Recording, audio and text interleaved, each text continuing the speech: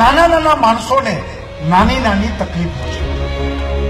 કોઈને ration card કઢાવવું છે, કોઈને નામ ઉમેરવું છે, નામ કઢાવવું છે, કોઈને જન્મ મરણનો દાખલો કઢાવવો છે, કોઈને વિધવા પેન્શનનો કાર્ડ જોઈ છે, તો કોઈને વૃદ્ધ પેન્શનનું કાર્ડ જોઈ છે.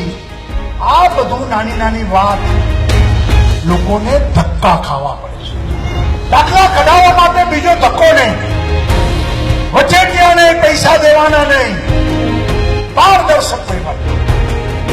એટલે કીધું ઓફિસમાંથી સરકાર બહાર નીકળે, સરકાર ગામડે જાય, એ 8-10 ગામના લોકોના જે આ પ્રકારના પ્રશ્નો હોય એ ત્યાં આવે.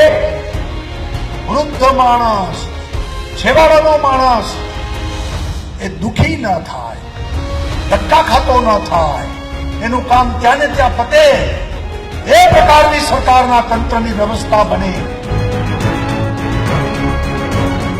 સંવેદના સાથે પ્રજા સાથે એકરૂપ થઈને આ બધા સેવા સેતુના કાર્યક્રમો ચાલે છે.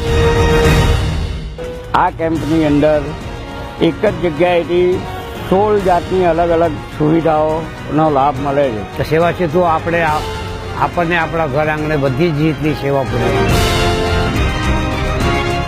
સાચો લાભાર્થી લાભ વગરનો ન રહે, વંચિત ન રહે.